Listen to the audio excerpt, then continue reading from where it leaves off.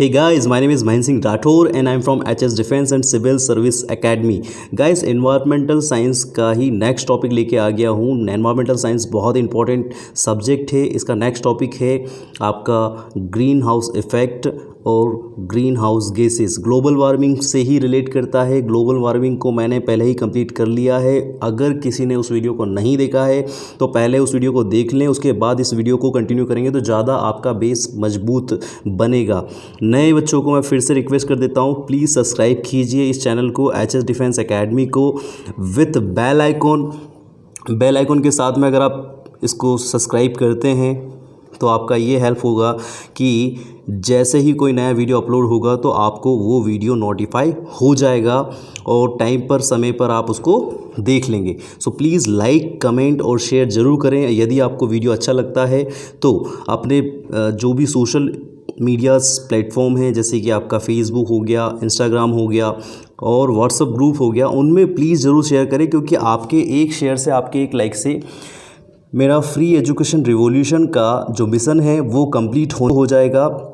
आपके एक शेयर से कई दूसरे बच्चे को, जो भी रिक्वायर्ड पर्सन है जिसके पास ये इन्फॉर्मेशन जाना चाहिए, उसको वो फ्री ऑफ कॉस्ट मिल जाएगी। सो प्लीज़ शेयर ज़रूर करें एंड लाइक ज़रूर करें, ताकि मुझे पता चले कि मेरा वीडियो है वो आपको बहुत ज़्यादा पसंद आ रहा है। यहाँ पर तो ग्रीन हाउस इफ़ेक्ट क्या होता है? ग्रीन हाउस इफ़ेक्ट जो है, पृथ्वी की ओर आने वाली सूर्य की किरणें पृथ्वी की सतह पर 100% नहीं पहुँच पाती है, सिर्फ 50% पहुँच पाती है। अब 50% पहुँचती है तो रिमेनिंग 50% का होता क्या है वो मैं आपको समझाता हूँ, समझिए। देखिए, 25% यानी कि टोटल का 1/4 जो किरण है वो बादलों और गैसों से रिफ्लेक्ट हो जाती है। रिमेनिंग 1/4 यानी कि 25% जो है वो वायुमंडलीय गैसों द्वारा अवशोषित हो जाती है। अब 50% जो है वो सौर विकिरण, that is called infrared radiation, जो पृथ्वी की सतह पर पड़ती है और उसे गर्म कर देती है। पृथ्वी की सतह पर पड़ने वाले सौर विकिरण, इंफ्रारेड रेडिएशन का कुछ भाग परावर्तित होकर के लौट जाता है, जिसमें इंफ्रारेड रेडिएशन का कुछ भाग अंतरिक्ष में चले जाता है, कुछ फैल जाता है। ठीक है, अब अंतरिक्ष में चले जाने वाले जो इंफ्रारेड रेडिएशन है वो तो आपका स्पेस में चले गया, ठीक है, अंतरिक्ष में चले गया, और अधिकांश भाग जो है वो वायुमंडलीय गैसों द्वारा अवशोषित कर लिया जाता है, रोक लिया जाता है। ठीक है, इनमें मुख्य भाग जो है अगर देखा जाए तो CO2, CH4, N2O, CFC जल वाष्प, that is called carbon dioxide, methane, और CFC इज कॉल्ड क्लोरोफ्लोरोकार्बन जल वाष्प, ये इनके द्वारा अवशोषित कर लिया जाता है।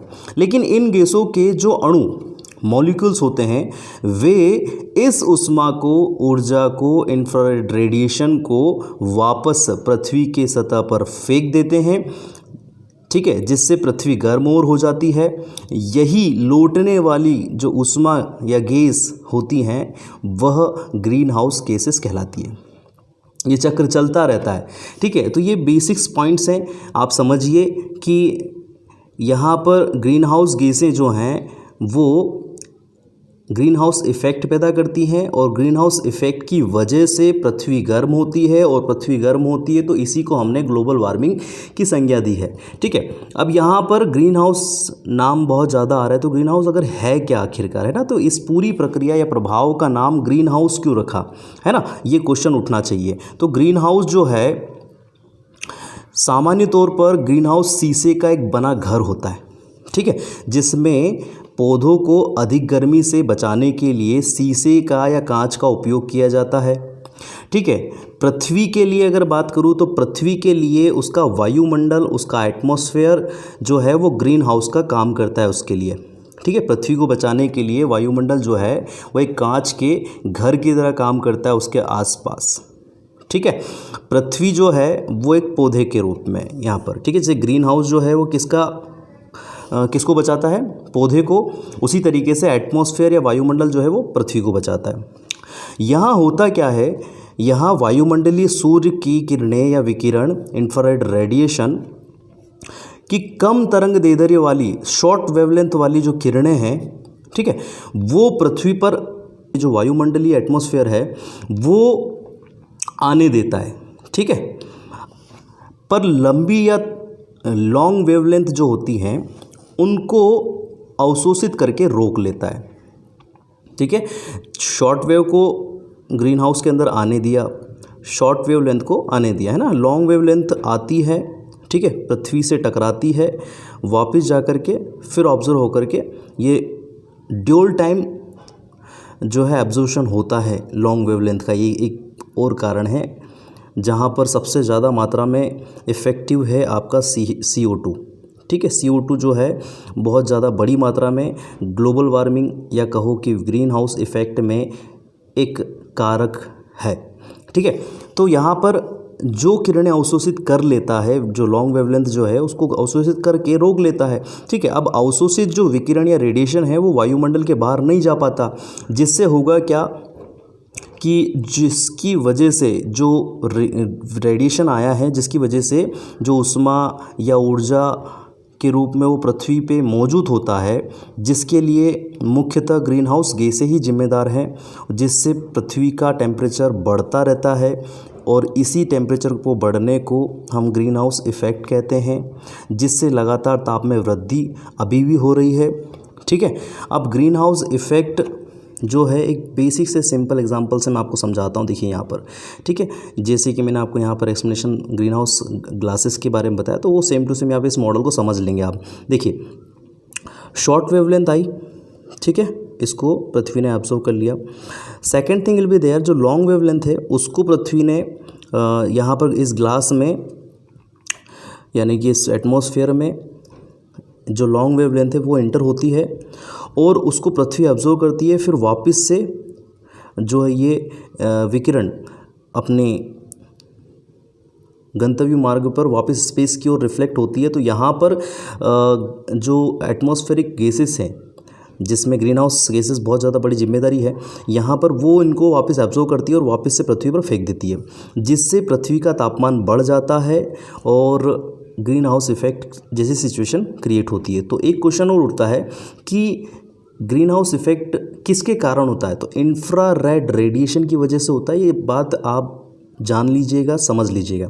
ग्रीन हाउस इफ़ेक्ट किस वजह से होता है? तो सबसे बड़ी समस्या है वो मानवीय गतिविधि है, जिसमें आप औद्योगिकीकरण हो गया, परिवहन हो गया या फिर अन्य घरेलू कारक हो गए, जिसकी वजह से CO2, CH4, SF6, N2O ये इस टाइप की ग्रीन हाउस इफ़ेक्ट जो पैदा करने वाली गैसें जो हैं वो हीट को ट्रैप कर लेती है और वापस से जाने नहीं देती है, ठीक है। यहाँ पर और भी इंफ्रारेड रेडिएशन जो सनलाइट्स की किरणें हैं वो ग्रीन पौधों के द्वारा अवशोषित कर लेते हैं।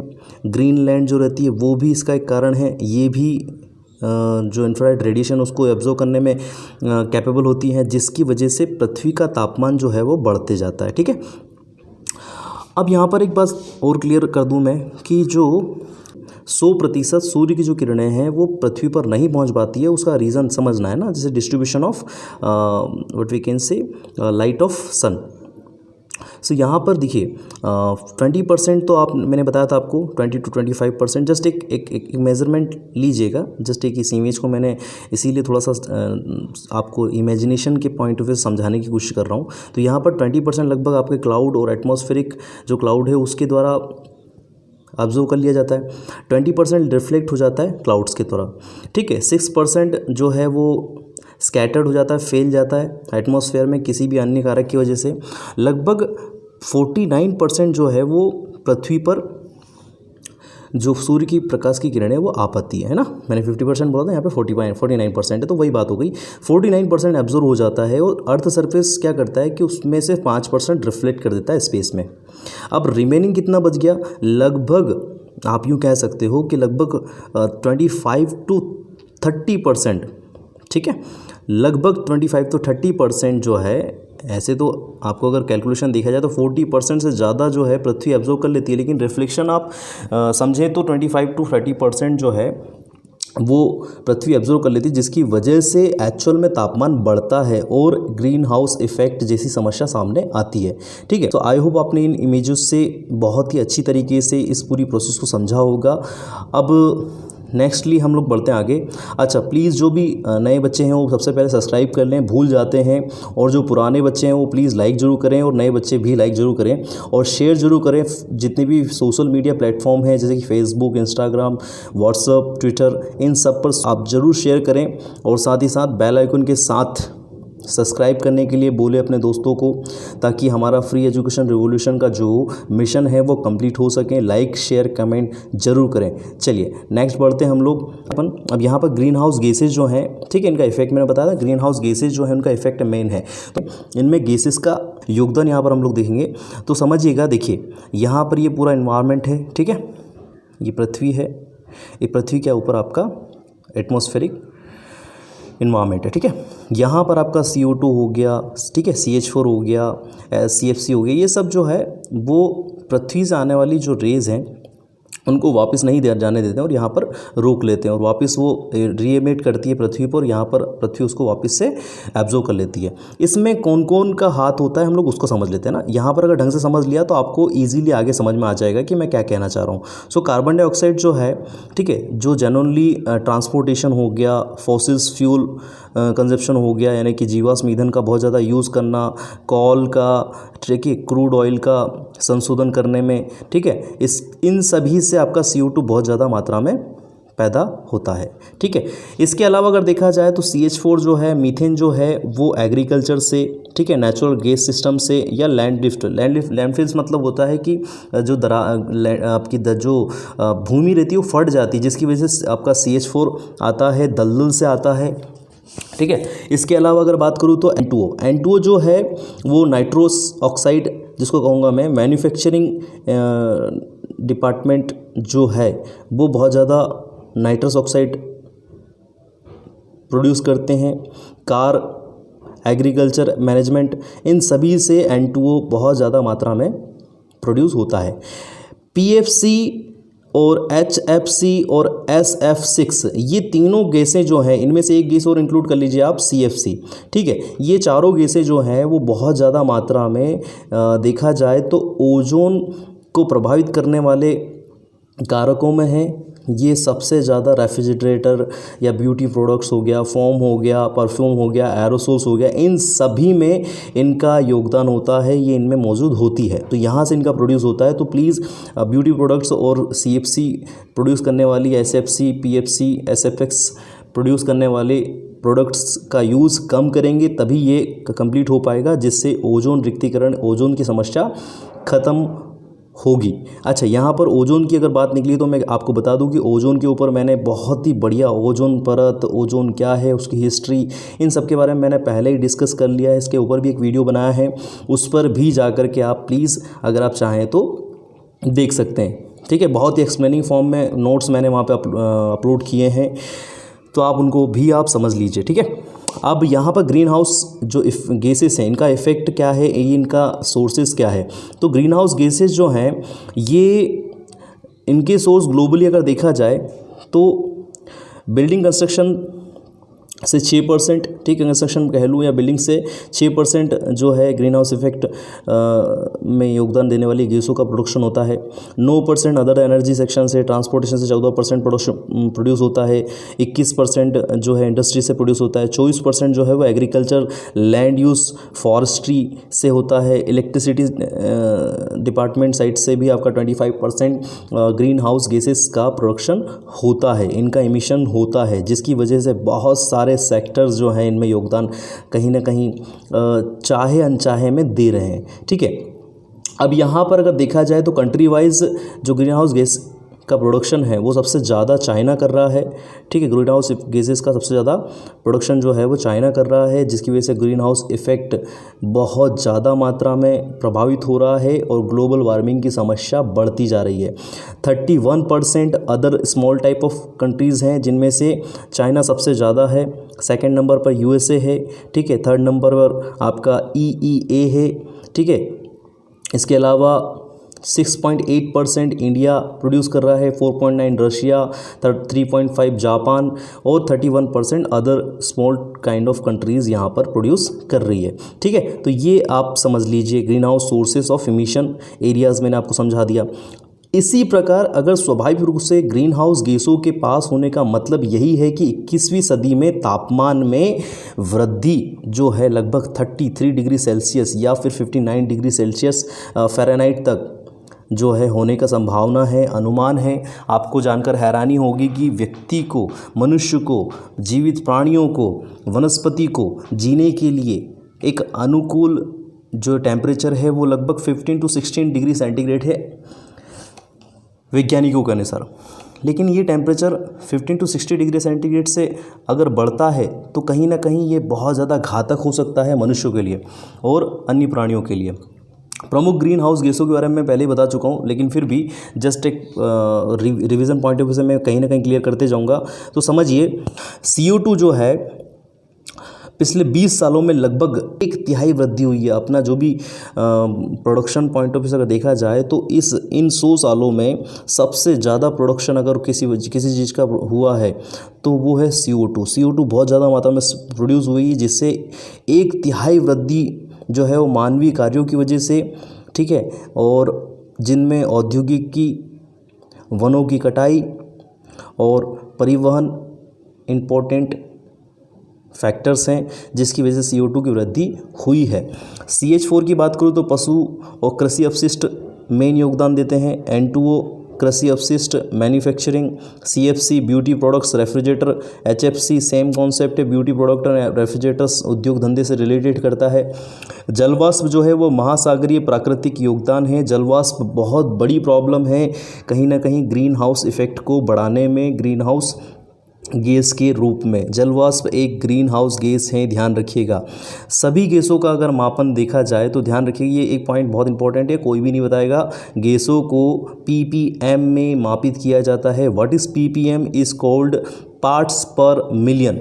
यहाँ पर है 10⁶ ग्राम, बिलियन में किसी विलेय की घुली हुई ग्राम में मात्रा को ppm कहते हैं। फिर से बता देता हूँ, 10⁶ इज कॉल्ड मिलियन।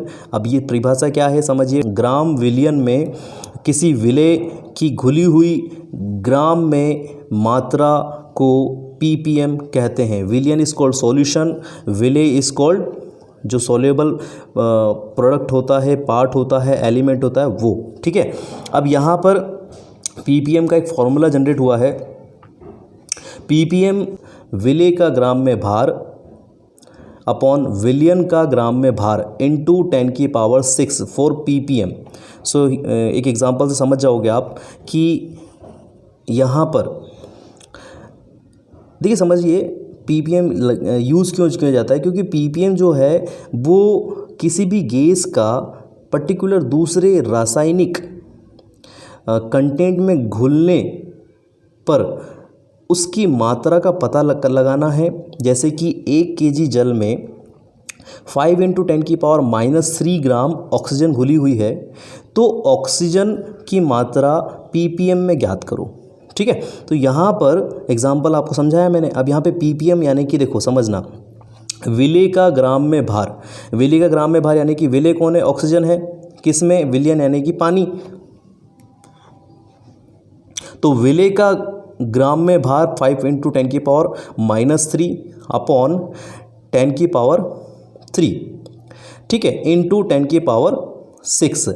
इसको सॉल्व करेंगे तो आपका आंसर आएगा 5, ठीक है, दैट इज कॉल्ड ppm। तो 1 kg जल में आपको ऑक्सीजन की मात्रा ppm में कितनी होगी?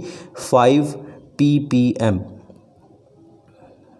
ठीक है, ध्यान रखिएगा, ये एक कॉन्सेप्ट था। सो प्लीज़ अगर इसको और अच्छे से समझना हो तो थोड़ा सा अपने लेवल पर इसको और थोड़ा रिसर्च करिएगा। और अगर आपको लगता है कि नहीं सर इस टॉपिक पे अच्छे से एक छोटा सा वीडियो और बना के दीजिए, क्योंकि टॉपिक बहुत अच्छा है, साथ ही साथ एक छोटा सा पॉइंट ऑफ व्यू मेरे को क्लियर करना था, इसलिए मैंने इस ppm के सेगमेंट को रखा है यहाँ पर। अगर लगता है कि सर छोटा सा वीडियो इस पर बना दीजिए तो मुझे कमेंट करके ज़रूर बताइएगा। चलिए, अब ppm का पॉइंट समझ में आ गया कि भैया किसी एटमॉस्फेयर में किसी गैस का विलेय के रूप में होना।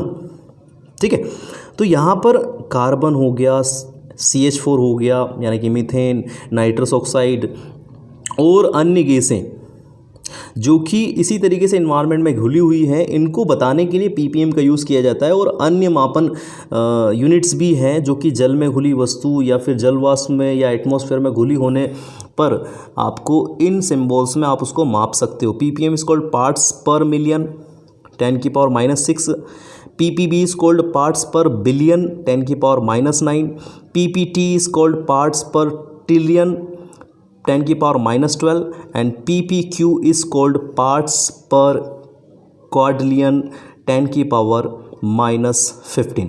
ठीक है, ये कुछ मापन यूनिट्स थी जिनको आप समझ सकते हैं इजीली दिए गए एग्जाम्पल के बिहाफ पे, आई होप।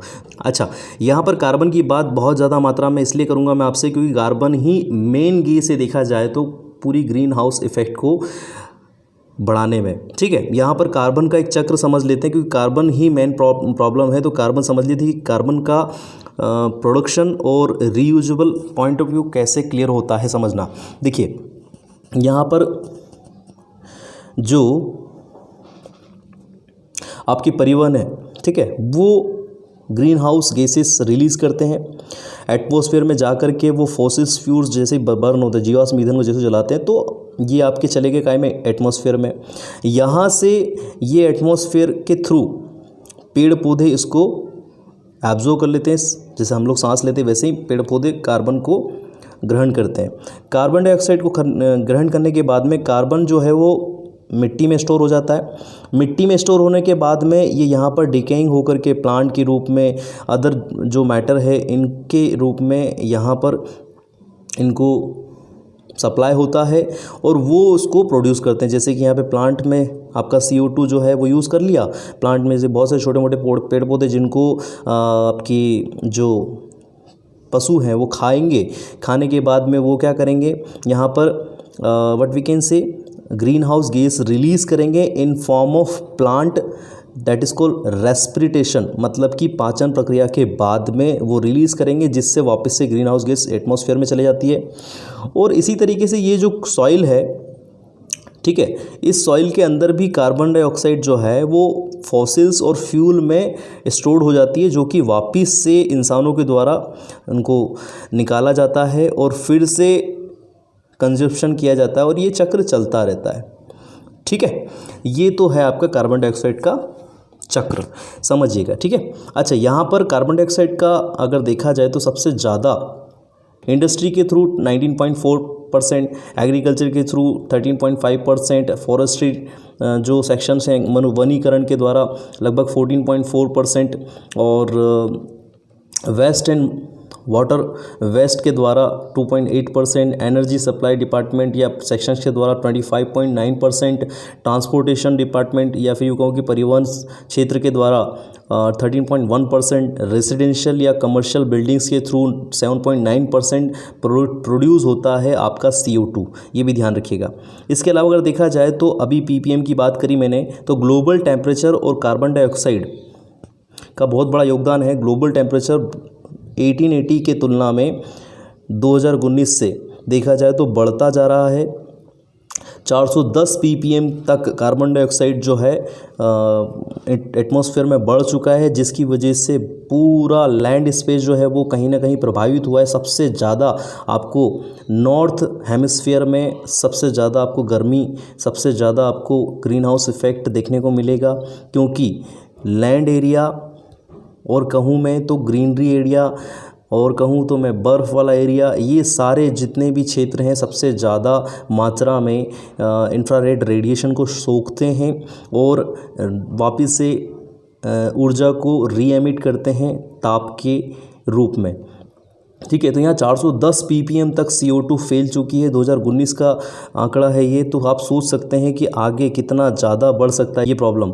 ठीक है, चलिए अब अगर मैं बात करूँ आपसे, तो पृथ्वी के लगातार बढ़ रहे तापमान के स्तर को ही ग्लोबल वार्मिंग कहते हैं। मैंने आपको पहले ही बताया है, अभी वापस से मैं आपको समझा रहा हूँ। अब यहाँ पर ग्रीन हाउस इफ़ेक्ट के कारण क्या है। ग्रीन हाउस इफ़ेक्ट जो है वो समझना बहुत ज़रूरी है ना। तो ग्रीन हाउस इफेक्ट के कारण क्या है, आर्द्र भूमि, गीली भूमि पर हरित प्रभाव अधिक होता है ना। मैंने अभी जस्ट थोड़ी देर पहले बताया आपको, जिन क्षेत्रों में कोयला जीवाश्म ईंधन जलते हैं, ठीक है, वहाँ पर इसका प्रभाव अधिक होता है, ठीक है। इसके अलावा मैंने एक एग्जांपल दिया था आपका नॉर्थ हेमिस्फीयर और साउथ हेमिस्फीयर का जस्ट थोड़ी देर पहले, वही मैं आपको एक्सप्लेन करता हूँ कि पृथ्वी के उत्तरी गोलार्ध में, दैट इज़ को नॉर्थ हेमिस्फीयर में ज़मीन बहुत ज़्यादा है, जहाँ पर भूमि अधिक होती है, बर्फ़ अधिक होती है, वहाँ पर ग्रीन हाउस इफेक्ट बहुत ज़्यादा होता है एज़ कम्पेयर टू दक्षिणी गोलार्ध की तुलना में, ठीक है। इसका मुख्य कारण है मानवीय गतिविधियों का अधिक होना, जिससे यहाँ ग्रीन हाउस इफेक्ट या ग्रीन हाउस गैसेस उत्सर्जित होती है, ठीक है। इसका पूरा जो प्रभाव है वो पूरे पारितंत्र पर पड़ता है, इकोसिस्टम पर पड़ता है, ठीक है। देखिए ग्रीन हाउस इफेक्ट होता कैसे, देखिए अगर टेम्परेचर बढ़ा, ठीक है, तो होगा क्या कि बर्फ़ पिघलने लगेगी, ठीक है, बर्फ़ पिघलने लगेगी तो आपका महासागर का लेवल बढ़ जाएगा, ठीक है, महासागर में जल का स्तर बढ़ जाएगा। जल जो है, अगर टेम्परेचर बढ़ेगा तो जलीय तापमान भी बढ़ेगा, जितने भी कोस्टल एरिया है, तट है, वो प्रभावित होंगे।